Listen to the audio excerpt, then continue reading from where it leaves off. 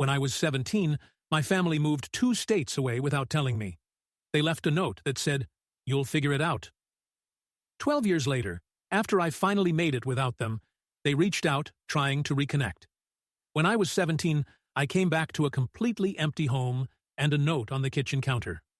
It was the cruelest thing I've ever read. It just said, "You'll figure it out." I didn't know what I'd done wrong. I figured they were just tired of pretending they loved me. But the truth was, they had never even pretended. When I was 13, I made a birthday cake for my mom by myself, only to have her call it clumpy. At 15, I tutored my brother through finals. All the while, he called me a know-it-all and slammed his door in my face. At 16, I gave my entire paycheck to my dad so he could cover bills, but got yelled at when I brought it up later after he said I was useless. I was always useful, but never loved. My parents and my brother, my only family, had packed up and moved 2 states away without telling me. I found out from the landlord a week later. I had a week to move out because they'd canceled the lease early. I slept at a friend's house for 3 nights before I ran out of places to go. Eventually, I was sleeping in the back of a storage unit I rented with the last of my savings. I snuck in and showered at the YMCA, ate peanut butter with a spoon for my breakfast, lunch, and dinner. Applied for jobs on free library computers and pretended everything was okay. Eventually, I got hired at a diner server for the night shift. The manager was gruff but fair. Paid me cash under the table until I could get an ID. She let me nap in the break room once when I nearly collapsed from exhaustion. I clawed my way through it, bought a prepaid phone, saved every single receipt, watched free YouTube tutorials on finance and goal setting. The first year, I barely survived, but I made it through. The turning point came when a regular at the diner offered me a temp job cleaning out office files. It paid triple what I made serving. I said yes. That job led to another and another. I learned quickly, showed up early, and asked questions. By 22, I was freelancing full-time. By 25, I launched a consulting business. Just me, a folding table, and a borrowed laptop. By 27, I had 5 contractors under me, my own office, and a client roster that included companies I used to dream about. And by 29, I was officially a millionaire. Not influencer millionaire. Not fake it for Instagram millionaire. Actual savings with a retirement account. No debt. Paid off apartment. Health insurance I could afford. The first time I saw my bank app hit 7 figures, I cried. Throughout those tough years, my family never reached out. Not even once. I saw my brother pop up in a suggested friends list once. He's married now, still living in the state they disappeared to. I stared at the screen for a long time, wondering if he ever told his wife about me. If he said I ran away, or if he says nothing at all. Sometimes I still wonder if it would have been easier to hate them. But truthfully, it was never hate. It was heartbreak. I go to therapy now because I want to stay unbroken. I've made a list of people who saved me when they didn't have to, like coworkers, classmates, and strangers who showed me what real support looks like. Last week, a podcast interview I did about surviving family estrangement blew up online. It hit 1 million views in 4 days. My inbox filled with messages of support, gratitude, and strangers telling me I put words to their pain. And then one email stood out. The subject line, "You're still our daughter." It was from my mom. No apology, just a paragraph about hearing my side and how maybe we could talk. Then another message, this time from my brother. "We miss you. Can we fix this?" I stared at the screen for a long time before closing the laptop. I sat with it and wondered if healing means looking back or staying forward. I didn't respond right away, so I needed time to process. My therapist, Melissa, suggested I take at least a week before making any decisions. "Give yourself space to feel whatever comes up," she said during our session. "There's no rush to respond." So I did. I focused on work, went to the gym, had dinner with friends, normal stuff. But those emails haunted me. I kept opening them, reading them, closing them again. My mom's message felt cold, clinical, almost like she was reaching out to a distant acquaintance. My brother's was shorter, but somehow felt more genuine. I couldn't stop thinking about them. After 10 days, I decided to reply to my brother first. Just something simple. I wrote, "It's been 12 years. What changed?" Then I hit send before I could overthink it. His response came within an hour. He said the podcast made him realize what they'd done. He claimed he was only 15 when they left me, that he didn't have a choice, that he'd always wondered about me, that he'd looked me up online a few times over the years, but never had the courage to reach out, that seeing me successful made him proud. I didn't buy it, not completely. If he'd been so concerned, why wait until I was publicly successful? I asked him exactly that.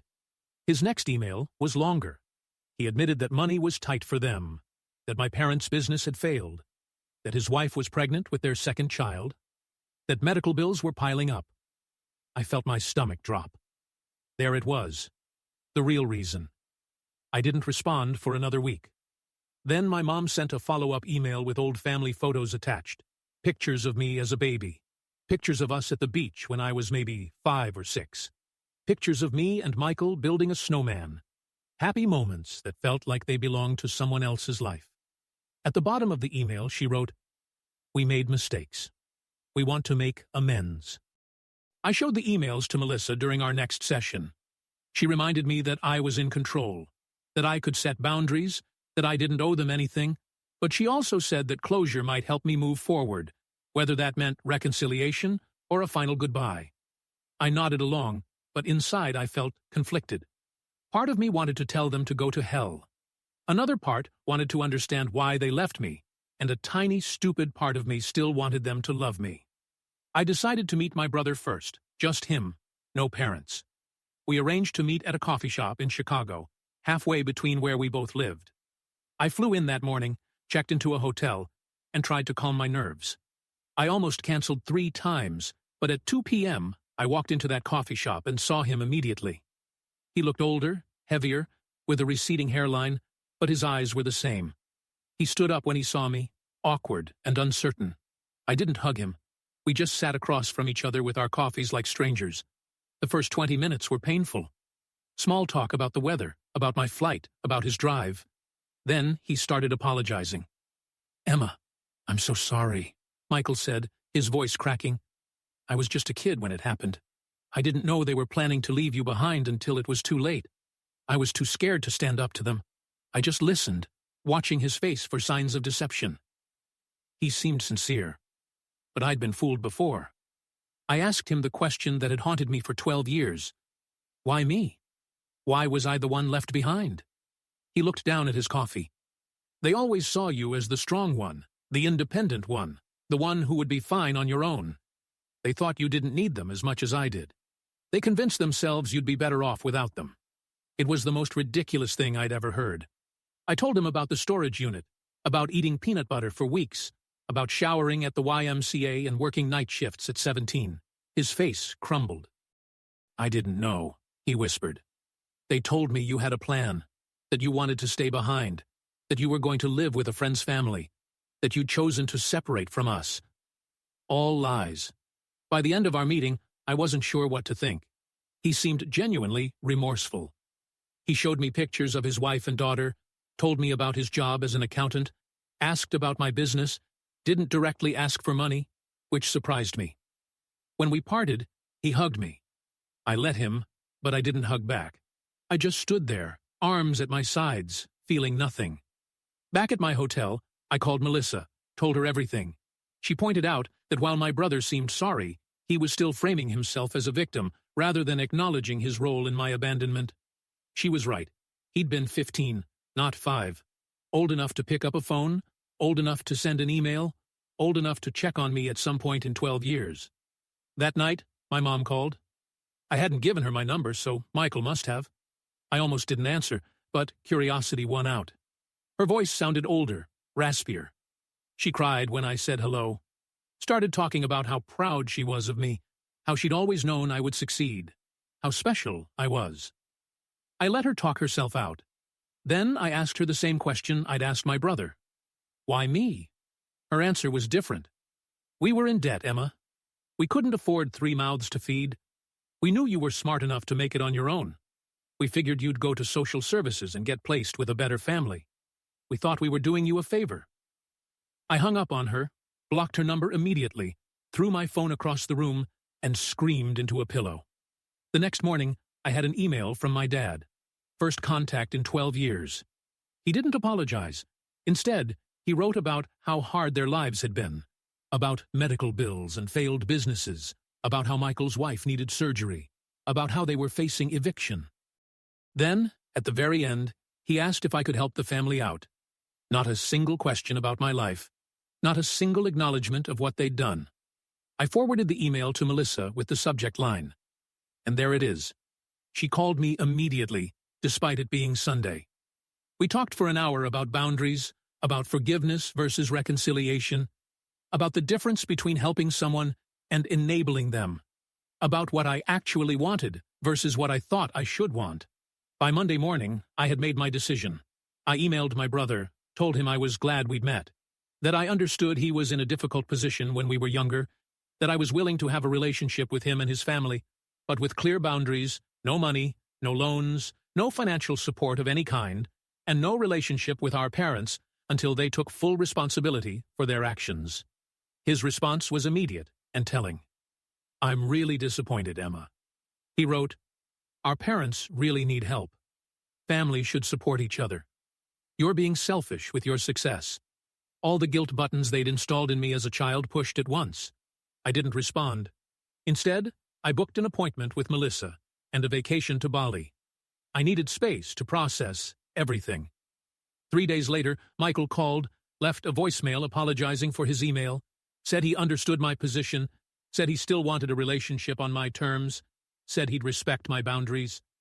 I listened to it twice, trying to decide if he was sincere or just changing tactics. I decided to give him one more chance, but with my guard up, I went to Bali anyway.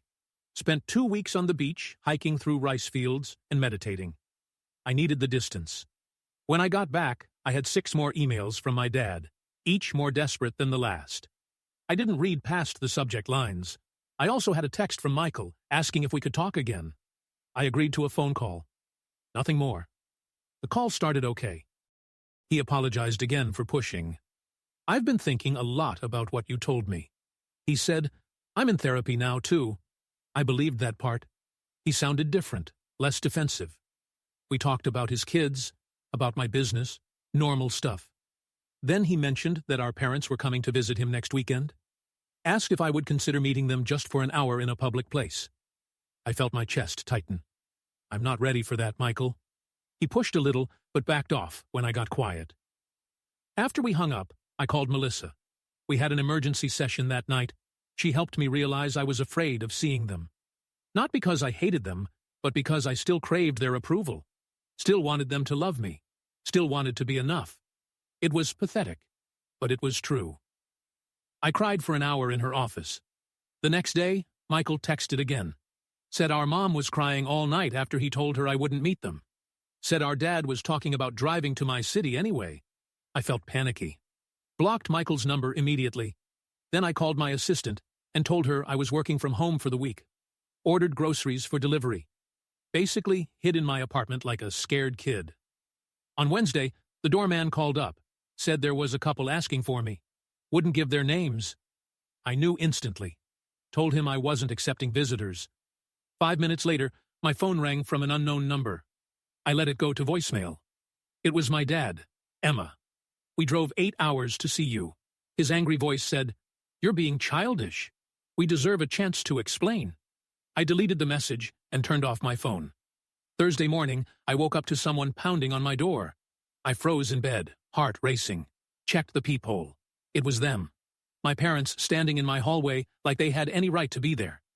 "Emma, please." My mom's voice came through the door. "We just want to talk to you." "We know you're in there," my dad added. "We love you. We're sorry." I didn't open the door. I sat on the floor with my back against the wall, shaking. Eventually, they left. I called building security immediately. Told them not to let those people up again. The guards sounded concerned, asked if I needed police. I said, "No, just don't let them up."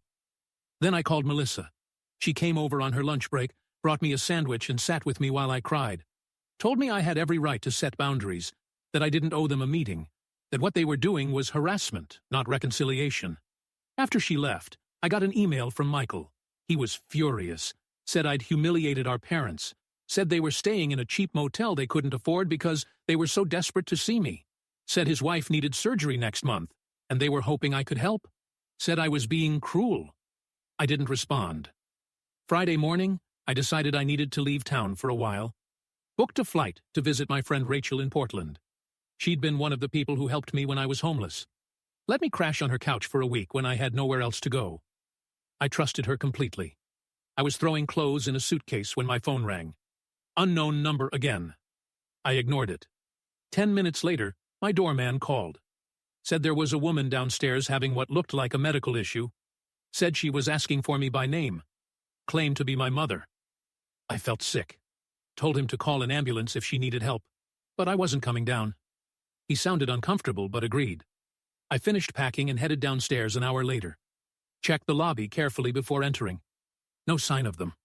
I felt relieved, but also weirdly guilty. The doorman gave me a strange look as I passed.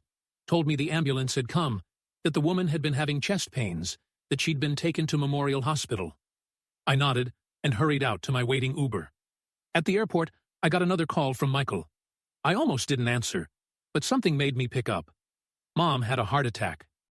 He was crying. She's in surgery. This is your fault for stressing her out. I hung up on him, called Melissa instead. She answered immediately. I told her what happened, asked if I was a terrible person. Emma, listen to me, she said firmly. You are not responsible for your mother's health. This feels like another manipulation tactic. Get on your plane and take care of yourself. I did. Spent the weekend with Rachel. Told her everything. She remembered when my family abandoned me. Remembered how broken I'd been. She was furious on my behalf. They don't deserve a minute of your time, she said, pouring me another glass of wine. Not after what they did to you. It felt good to have someone so firmly in my corner. Sunday night, I got an email from my dad. My mom was stable. Had a stent put in. Would be released Tuesday. The email ended with, "She's asking for you. Don't you think you've punished us enough?" I showed Rachel. She rolled her eyes so hard I thought they might get stuck. Told me this was textbook guilt-tripping. I knew she was right, but part of me still felt responsible. I flew home Monday, found flowers outside my apartment door. The card said, "Please call us. We're staying at the Holiday Inn until Wednesday." No apology, no acknowledgement of boundaries, just another demand. I threw the flowers in the trash chute. Tuesday morning, I got a text from an unknown number. It was a photo of my mom in a hospital bed looking pale and small. The message said she might not have much time left. Do you really want to live with this regret? I blocked the number, called Melissa. She suggested I take a social media break, change my number, maybe even stay with a friend for a while. I agreed, called my assistant, and told her I'd be working remotely for 2 weeks. Packed another bag. Before I could leave, my doorman called again. Said there was a young woman downstairs, asking for me. Said she had a small child with her. Said she claimed to be my sister-in-law. I felt cornered. These people wouldn't stop. I told the doorman to send her up. Decided to face this head-on. The woman who knocked on my door looked exhausted. Had dark circles under her eyes. Was holding a sleeping toddler against her shoulder. "I'm Jenny," she said quietly. "Michael's wife. I came alone because I wanted to talk to you without family drama." I let her in reluctantly, offered her water. She accepted gratefully. Jenny put her sleeping daughter on my couch, tucking a blanket around her. Then she sat at my kitchen table and started talking. "I only learned about you 3 years ago," she admitted. "Michael told me you ran away at 17. Cut contact with the family. I always thought it was strange, but never pushed. Hearing your podcast was a shock. I confronted him, and he finally admitted the truth. I just listened, not sure what to believe anymore." Jenny seemed sincere.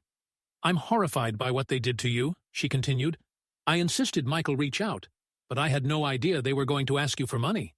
I'm embarrassed and angry about that. Yes, I do need surgery for a thyroid condition, but we have insurance. Your parents are the ones in financial trouble, not us." I asked her why she'd come. She looked me straight in the eyes. "You deserve to know the whole truth." She said, "Your parents have been telling everyone you abandoned the family, that you were mentally unstable, that you stole money from them before disappearing. that they spent years looking for you. All lies to cover what they'd done. I felt like I'd been punched. How do you know this is true? She pulled out her phone, showed me Facebook posts from years back. My mom asking for prayers to find her troubled daughter. My dad claiming I'd taken their savings before running away. Posts about hiring private investigators, about checking homeless shelters, all carefully crafted to make them look like victims. All dated years after they'd abandoned me. Jenny apologized for being part of it, even unknowingly. Said she'd confronted my parents too, that they'd admitted everything to her when she threatened to tell the whole family the truth, that they were desperate now because their lies were unraveling, that my podcast had people asking questions they couldn't answer. Her daughter woke up then, a cute little girl with curly hair. "This is Lily," Jenny said softly. "She's 3. I have another daughter on the way. I want my children to know their aunt, but only if you want that too. No pressure, no guilt. Just an open door if you ever choose to walk through it." After they left, I sat in my apartment for hours processing. Called Melissa again, told her everything Jenny had said. She wasn't surprised. Abusers often control the narrative. She explained, they create alternate realities where they're the victims. She asked what I wanted to do now. I honestly didn't know. That night, I got another email from my dad. This one was different. Angry. Threatening.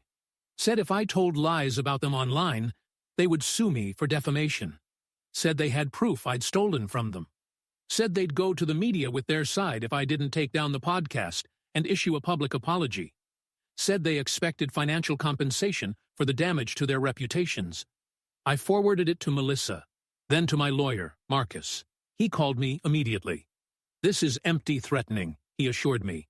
"Truth is an absolute defense against defamation. Save everything, but don't respond. I'll handle it if they actually file anything, which I doubt they will. People who are actually going to sue don't usually announce it first." The next day, I got a call from Michael. I let it go to voicemail. He sounded panicked. "Emma, Jenny told me she visited you. Our parents are furious. They're saying terrible things about her now, too. I'm scared they're going to try something desperate. Please call me back on Jenny's phone, not mine." I didn't know what to believe anymore. Called Marcus again. He suggested meeting Michael and Jenny somewhere public with him present as my lawyer, just to hear them out. I agreed reluctantly. We set up a meeting at a restaurant near Marcus' office for the next day. They showed up on time. Both looked terrible, stressed, exhausted. Jenny had a bruise on her arm. She kept trying to hide. Michael couldn't make eye contact. "I'm Marcus, Emma's attorney," he said as we sat down, which made Michael flinch. But we sat down, ordered coffee, and they started talking. The story that came out was worse than I'd imagined. My parents had been living off Michael for years, moving in and out of his house, taking money for emergencies, watching his kids while criticizing his parenting. When Jenny confronted them about me, my dad had grabbed her arm hard enough to leave marks. Michael had kicked them out. They were now staying in a motel, calling constantly, showing up at his work. I listened without interrupting, watched my brother break down as he described how our parents had controlled him his entire life. How they'd convinced him I abandoned them. How he'd been too scared to question their version of events. How he'd been trapped in their web of manipulation and lies for 12 years. How he was terrified they would hurt Jenny or the kids. Marcus asked careful questions about financial entanglements, about house titles and bank accounts, about whether my parents had keys to their house. Michael answered everything. Said they'd co-signed his mortgage. Said his dad was still on his bank account from when he was in college. Said they had spare keys. Said they knew all his passwords. Marcus took notes, occasionally glancing at me. By the end of the meeting, I felt drained, but clearer. This wasn't just about me anymore. Michael and Jenny were victims too, in their own way. Different from me, but still trapped. Marcus suggested they speak to a lawyer of their own. Gave them a colleague's card, told them to change their locks, passwords, and bank accounts immediately. They nodded, looking overwhelmed, but grateful. As we were leaving, Michael hugged me. This time, I hugged him back. It wasn't forgiveness, not yet. But it was something. A recognition that we'd both been damaged by the same people. that maybe we could help each other heal. That night, I got a series of increasingly unhinged texts from my parents' numbers. Accusations, threats, guilt trips. I blocked them all. Then I called Jenny, asked if they were safe. She said yes. They'd changed the locks, stayed with friends the night before. We're looking into a restraining order. I felt relieved, but still worried. The next morning, I woke up to my phone ringing. It was Jenny, hysterical. They broke into our house. She sobbed. They took Lily's baby photos, important documents, Michael's laptop. They left a note. Family matters should stay in the family. I told her to call the police immediately. Said I'd meet them at their house. Called Marcus on my way. When I arrived, there was a police car outside their house. An officer was taking statements in the living room. The place was a mess. Drawers pulled out, papers scattered. Michael was sitting on the couch, head in his hands. Jenny was pointing out missing items to the officer. I introduced myself as family there to help. The officer seemed skeptical that grandparents would break in. "Are you sure they didn't just use a key?" he asked. "Maybe this is a misunderstanding." Jenny showed him her bruised arm, told him about the escalating behavior, about the threats, about how they'd been stalking them. He took notes, but didn't seem convinced. Said without evidence, it would be hard to prove who did this.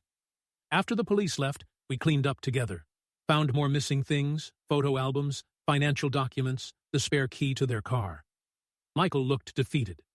"This is my fault," he said. "I should have protected my family better. Should have stood up to them years ago. Should have looked for you harder. I didn't disagree, but I didn't pile on either. We were beyond that now." Marcus arrived as we were finishing. Looked around grimly. Said this changed things. That we needed to document everything. That breaking and entering was a serious crime. That we should all stay somewhere else for a few days. That he'd help us file for emergency restraining orders in the morning. We nodded, too exhausted to argue. Jenny packed bags for them while Michael and I secured the house as best we could. Changed locks again. Checked windows. Discussed security cameras. It felt surreal. Taking these precautions against our own parents. But also necessary. They'd crossed a line that couldn't be uncrossed. As we were leaving, Michael got a text from our dad. Just 3 words. "We're watching you." He showed it to me, hands shaking. I took a screenshot, sent it to Marcus. Then I made a decision. Told them they were coming to stay with me. My building had security, cameras, a doorman who already knew not to let our parents in. They accepted gratefully. That night, the 4 of us ate takeout in my living room. Lily played with toys Jenny had packed. We talked quietly about next steps, about restraining orders, about police reports, about changing phone numbers and email addresses, about possibly moving to a new house, about how to protect themselves long-term. It wasn't the family reunion I'd ever imagined, sitting there with the brother who'd let me be abandoned, his wife who'd believed lies about me, and their daughter who was innocent in all of this. But somehow it felt right, like we were finally facing the truth together. Like maybe, just maybe, we could build something new from the ashes of what our parents had destroyed. The next morning, Marcus called, said he'd filed emergency restraining orders for all of us. Said we needed to appear in court next week to make them permanent. Said he'd also reported the break-in to a detective he knew who was taking it more seriously than the responding officers had. Said we should all stay together until this was resolved. I agreed. Called my assistant. Told her I'd be working from home indefinitely. Family emergency. She understood. Rearranged my schedule. I set up a workspace in my guest room for Michael, who also needed to work remotely. Jenny and Lily took over my living room, building pillow forts and watching cartoons. It was strange having people in my space. I'd lived alone for years, liked my quiet routines, my clean counters, my empty sink. But there was something comforting about the noise, too. About Lily's laughter. About Jenny's quiet humming as she folded laundry. About Michael's typing from the other room. It felt like family. Not the family that had abandoned me, but maybe the family we could become. That afternoon, my doorman called up, said there was a delivery. Flowers. I told him to check the card before sending them up. He read it to me. "We know where you all are. This isn't over." I told him to refuse the delivery. Call the police if the delivery person wouldn't take them back. Then I called Marcus again. He said he'd add this to our case file, that it strengthened our request for restraining orders, that we were doing everything right. I didn't tell Michael or Jenny about the flowers. They were stressed enough. Instead, I ordered extra groceries, made dinner for everyone, played with Lily, tried to create some normalcy in this bizarre situation. But that night, after everyone was asleep, I sat alone in my kitchen and finally let myself feel everything. The fear, the anger, the grief, the strange hope. I cried silently into a dish towel so no one would hear me. In the morning, Jenny found me making coffee, asked if I was okay. I lied, said yes. She didn't believe me. Sat down at the counter. "It's okay not to be okay, Emma," she said gently. "I'm not either. Michael cries in the shower where he thinks no one can hear. Lily keeps asking when we can go home. This whole situation is terrible, but I'm grateful we're facing it together." I looked at her, this woman I barely knew, who was somehow now part of my life. Asked her why she'd come to me that first day, why she'd chosen to believe me over the family she'd known for years. She smiled sadly. "I've always felt something was off about your parents, about the stories they told, about the way they controlled Michael. The podcast confirmed my suspicions. I couldn't let my daughters grow up thinking abandoning a child was ever acceptable." We hugged then, first time. It felt awkward but genuine, like the beginning of something. Not friendship exactly, not yet, but understanding, solidarity, a shared determination to break the cycle of mistreatment that had damaged us all. The next few days fell into a routine. Working, cooking, playing with Lily, checking in with Marcus, jumping at unexpected noises, flinching when phones rang, living in a strange limbo of domestic normalcy and underlying tension. We were safe but not at peace, together but still healing, family but still learning what that meant. On Friday, Marcus called with news. The detective had found evidence. Security footage from a gas station near Michael's house showed our parents' car parked there during the time of the break-in. The restraining order hearing was set for Monday. He was confident we'd get approved. We all felt relieved, but still anxious, still waiting for the next escalation. It came that night. A brick through Michael's car window in the parking garage. No note this time, no need for one. The message was clear. The building's security footage showed a man in a baseball cap, face carefully turned away from cameras. We couldn't prove it was our dad, but we all knew. Filed another police report, added it to our case file. Tried not to let Lily see how scared we were. Sunday night, we sat together making a plan for court. What to wear, what to say, what evidence to bring, how to explain our family history without sounding crazy, how to make the judge understand the pattern of escalation, how to protect ourselves legally and physically. It felt surreal discussing our parents this way, like talking about strangers, dangerous strangers who happen to share our DNA. As we talked, my phone pinged with an email notification from my mom. Subject line, "Last Chance." I almost deleted it unread, but something made me open it. It was short, just one line. "If you go to court tomorrow, you'll regret it for the rest of your life." I showed it to Marcus, who'd stayed for dinner. He took a screenshot, added it to our file, told me not to respond. Said this kind of threat would only help our case. That night, none of us slept well. I kept checking my locks, listening for noises, wondering what my parents might do next, wondering if we were overreacting, wondering if we were underreacting, wondering how my life had come to this point.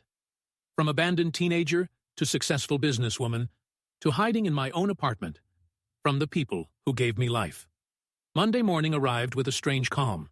We dressed carefully, business casual, respectable, trustworthy. Jenny arranged for a friend to watch Lily. We drove to the courthouse in separate cars just in case. Met Marcus on the steps outside. He looked confident, briefcase in hand, told us he'd handled dozens of cases like this, that the evidence was strong, that judges took threats seriously, that we'd be protected. As we walked into the courthouse, I spotted them. My parents standing near the entrance, looking older than I remembered, smaller somehow. My mom saw me first, made a move toward me. My dad grabbed her arm, held her back. They watched us pass, didn't speak, didn't try to approach, just stared with a mixture of anger and something else, something that might have been fear. We filed past them into the building, checked in at security, followed Marcus to the correct courtroom, sat together on a bench, waiting for our case to be called. I could feel my parents enter behind us, could sense them sitting on the opposite side of the room, could almost hear their whispered conversation. But I didn't turn around, kept my eyes forward, focused on breathing. The judge called our case. We stood, walked forward, took our places. Marcus presented our evidence calmly. The break-in, the threatening texts, the flowers, the brick, the email, the history of abandonment and manipulation. The judge listened carefully, asked clarifying questions, looked at our parents with increasing concern. When it was their turn, my parents approached the bench. No lawyer, just them. My dad spoke first, claimed we were exaggerating, that they were just trying to reconnect with family, that they'd never broken any laws, that they loved us and wanted to make amends, that this was all a misunderstanding blown out of proportion. The judge asked about the security footage, the threatening messages. My dad denied everything, said it wasn't them on the footage, said their texts were being misinterpreted, said they were the victims here, not us. My mom nodded along, occasionally dabbing at her eyes with a tissue. Then the judge asked them directly about abandoning me at 17. My dad hesitated, started talking about troubled teens, about difficult decisions, about doing what they thought was best. The judge cut him off, asked again directly, "Did you leave your minor child alone and move to another state?" My dad looked down, mumbled something about financial hardship. The judge's expression hardened. After hearing both sides, the judge granted our restraining orders. 3 years, no contact, no approaching our homes or workplaces, no messages through third parties. Any violation would result in immediate arrest. My parents looked stunned, like they couldn't believe this was happening, like they'd never faced consequences before. As we left the courtroom, my mom called my name just once. Softly, I kept walking. Didn't look back. Felt a weight lifting with each step. Not healing, not yet, but the beginning of it. The first real boundary that couldn't be crossed without serious consequences. Outside, Marcus shook all our hands, said we'd done well, said the orders were solid, said to call him immediately if there were any violations, said he was proud of us for standing up for ourselves. We thanked him, feeling dazed but relieved, like survivors of a natural disaster, blinking in the sunlight. Michael hugged me on the courthouse steps. A real hug this time. "I'm sorry, Emma," he said, voice breaking. "For everything. For not protecting you then. For not finding you sooner. For believing their lies. For bringing this chaos back into your life." I hugged him back. Told him we were going to be okay. That we had each other now. That we could build something new. Something better. As we walked to our cars, I felt my phone buzz, a text from an unknown number. I almost didn't check it. But when I did, I felt a chill. It was a photo of Lily at her friend's house playing in the backyard, unaware she was being watched. Below it, just 4 words. "This isn't over yet." I showed Michael the text immediately. His face went white. He called Jenny, who was already on her way to pick up Lily. I told them to meet us at my apartment. Then I called Marcus from the car. My hands shaking so bad I could barely hold the phone. He told me to forward him the text and drive straight home. Said he'd call the police and meet us there. Said this was a clear violation of the restraining order. Said to stay calm but vigilant. The drive back felt like it took forever. I kept checking my mirrors, paranoid my parents were following me. When I finally pulled into my building's garage, I sat in my car for a minute, just breathing, trying to get my poop together before facing Michael and Jenny. They needed me to be strong right now. I found them already in my apartment. Jenny clutching Lily like she might disappear. The poor kid looked confused and scared. Michael was pacing, running his hands through his hair over and over. I showed them the text. Jenny started crying, said they'd been watching her baby, said she'd never forgive herself if something happened to Lily. Michael put his arms around them both, looking more determined than I'd ever seen him. Marcus arrived 20 minutes later with 2 police officers. They took our statements, looked at the text, made some calls, said they'd send a patrol car to the friend's house to check things out. Said they'd try to trace the number. Said they'd increase patrols around my building. All the right things. But I could tell they didn't fully get how dangerous my parents could be, how unpredictable, how desperate. After the police left, we sat in my living room trying to figure out next steps. Jenny suggested going to a hotel under different names. Michael thought we should drive to his cousin's house a few states away. I just sat there getting angrier by the minute. This was bullcrap. We'd done everything right. Followed all the legal channels, got our restraining orders, and they were still terrorizing us, still controlling our lives through fear. I stood up suddenly. I'm done running, I said. Done hiding. Done letting them dictate how I live my life. They've already stolen my childhood. I'm not giving them my adulthood, too. Michael looked at me like I was crazy. What are you planning to do? I honestly didn't know yet, but I knew we couldn't keep living like this. That night, we took turns keeping watch while the others slept. I took the first shift, sitting by my living room window with all the lights off, watching the street below. Around 2 a.m., I spotted a car I recognized, my dad's old Buick. It circled the block 3 times before parking across the street. I took pictures with my phone, then woke Michael. We watched together as our dad sat in his car, just staring up at my building, not approaching, not violating the restraining order, technically, just letting us know he was there, watching, waiting. In the morning, I sent the photos to Marcus. He said it was concerning, but not technically a violation since my dad stayed in his car, away from the building. Said to keep documenting everything. Said he'd talked to the detective again. I hung up, feeling frustrated. The legal system had limits. Restraining orders were just pieces of paper. They couldn't stop someone determined to hurt you. Jenny and Michael decided to take Lily to a hotel for a few days, somewhere with interior corridors and good security. I helped them pack, hugged them goodbye, promised to check in every few hours.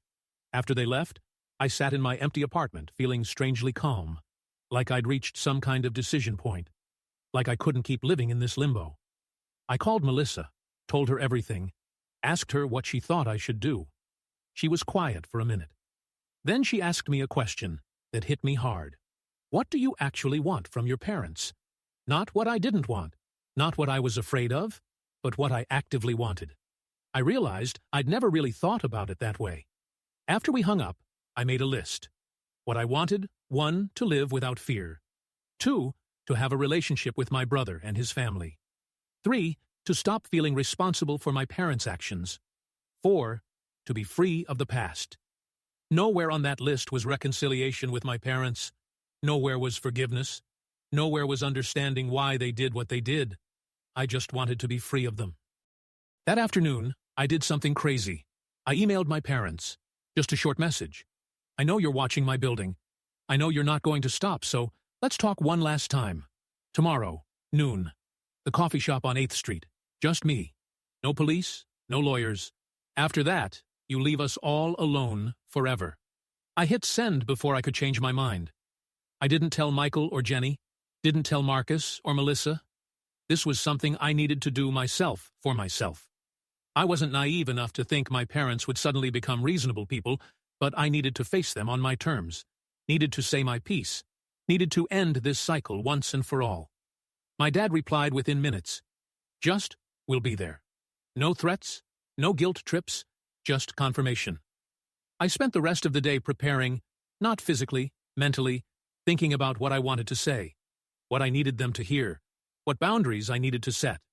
I slept surprisingly well that night, like making a decision had lifted some weight off me. The next morning, I dressed carefully, not to impress them, just to feel strong, confident. I took an Uber to the coffee shop, arriving 15 minutes early. Chose a table in the back corner where I could see the door, but wasn't immediately visible from outside. Ordered a coffee I didn't really want. Just sat there waiting, surprisingly calm. They arrived exactly at noon, looking older than they had in court, more tired. My mom spotted me first, nudged my dad. They walked over slowly like they were approaching a wild animal that might bolt, sat down across from me without speaking. We just looked at each other for a long moment. These strangers who were my parents, these people who had shaped me in ways they'd never understand. I spoke first. I didn't call this meeting to reconcile or to give you money or to hear excuses. I called it to make you understand one thing. It's over. You've lost. Not just the court case. You've lost me, lost Michael, lost your grandchildren, lost any chance at being part of our lives. And if you can't accept that, if you keep stalking us, threatening us, trying to force your way back in, I will destroy you. My dad started to interrupt. I held up my hand. I'm not finished. Then I pulled out my phone, showed them screenshots of all their threatening messages, the photo of Lily, the emails.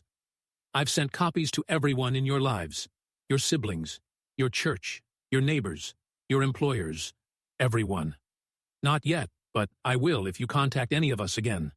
If you come near our homes, if you so much as mention our names to anyone we knew. My mom started crying. We just want our family back. We made mistakes, but we deserve another chance. We're getting older and don't want to die alone. I looked at her for a long moment. You should have thought about that before abandoning your 17-year-old daughter, before lying to everyone about what you'd done, before breaking into Michael's house, before threatening your own grandchild. My dad got angry then. You're ungrateful. You've always been difficult. You've turned your brother against us. You owe us for raising you. I just laughed, actually laughed in his face. Do you really think you're entitled to gratitude for doing the bare minimum as a parent for 17 years before abandoning me completely? Do you think your parenting was so stellar that I should be thanking you for it? He didn't have an answer for that, just sat there red-faced and silent. My mom was still crying, but I felt nothing. No guilt, no sympathy, just a cold clarity that these people were never going to change, never going to take responsibility, never going to be the parents I deserved. I stood up to leave. This is your last warning. Next time you violate the restraining order, I won't just call the police. I'll make sure everyone you know understands exactly what kind of people you really are. I have the resources to make your lives very difficult if you force my hand. I don't want to do that, but I will to protect my family. My real family, Michael, Jenny, Lily, the people I choose. As I walked away, my mom called after me. Do you really hate us that much? I stopped, turned around. I don't hate you. I feel nothing for you. You're strangers to me now, and that's your loss, not mine. I walked out of that coffee shop feeling lighter than I had in years. Called Michael from the sidewalk, told him everything. He was upset at first that I'd met them alone, then concerned they might retaliate, but mostly he seemed relieved that someone had finally stood up to them directly. Said he wished he'd had the courage to do it years ago. I went back to my apartment, packed a bag, decided to join Michael and his family at their hotel for a few days just to be safe. When I got there, Lily ran to hug me. Auntie Emma, she called for the first time. I almost cried. Jenny hugged me too. Said she was proud of me. Said she hoped I'd finally get some peace. Michael just squeezed my shoulder. No words needed. We spent the next few days in a weird limbo, waiting for my parents to make their next move, checking our phones constantly, jumping at unexpected noises. But nothing happened. No calls, no texts, no emails, no sightings of their car. Just silence. After a week, Michael and Jenny decided to go home, changed all their locks again, installed security cameras, made plans to put their house on the market, started looking at places closer to my city. I went back to my apartment too, back to work, back to something like normal life.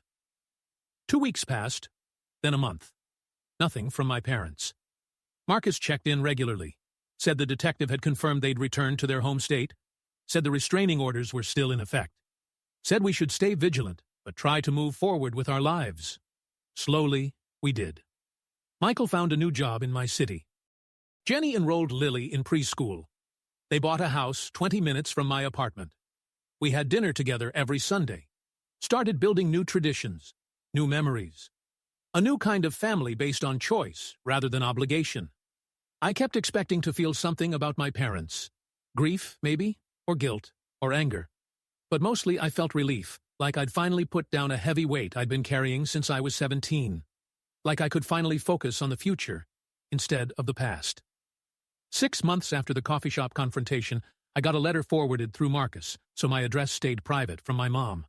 I almost didn't open it, almost threw it away unread.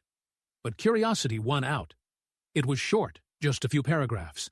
No excuses this time, no demands, just an acknowledgement that they'd hurt me deeply, that they'd failed as parents, that they understood why I wanted nothing to do with them, that they were getting counseling, that they would respect the restraining orders, that they hoped someday I might be willing to hear a proper apology, but understood if that day never came. I showed it to Michael. He got a similar letter. We talked about it over dinner that night, about whether it was sincere, about whether it changed anything, about whether we could ever trust them again. We didn't reach any conclusions, just agreed to take it one day at a time to prioritize our healing, to protect the family we were building. I keep the letter in my desk drawer, not because I'm ready to forgive, not because I want reconciliation, but because it represents something important. My parents finally recognizing my right to set boundaries, my right to choose who I allow in my life, my right to define family on my own terms. Last week, Lily had her 4th birthday party. Michael and Jenny invited me to help plan it. We had it at my apartment. Balloons everywhere. A cake I ordered from a fancy bakery. Presents piled on the coffee table. Lily running around in a princess dress, laughing. Jenny taking pictures. Michael grilling on my balcony. Friends stopping by throughout the day. So much noise. So much joy. At one point, I stepped into the kitchen for a moment alone, just watching through the doorway as Michael swung Lily around in circles, as Jenny laughed at something a friend said. As my apartment, once so empty and quiet, filled with life and love. I thought about that note on my kitchen counter 12 years ago. You'll figure it out. And I had, not the way they meant, but I'd figured out what family should be, what love should look like, what I deserved all along. I'm not saying everything's perfect now. I still have trust issues, still go to therapy every week, still have nightmares sometimes about being abandoned, still flinch when my doorbell rings unexpectedly. But I'm healing. We all are building something new from the broken pieces of our past, something stronger, something chosen, something real. Sometimes people ask if I'll ever reconcile with my parents, if I'll ever let them meet Lily, if I'll ever forgive them for what they did. I don't have answers to those questions yet. Maybe someday, maybe never. But what I do know is this. I'm not defined by what they did to me anymore. I'm defined by what I built after, by the person I chose to become, by the family I chose to create.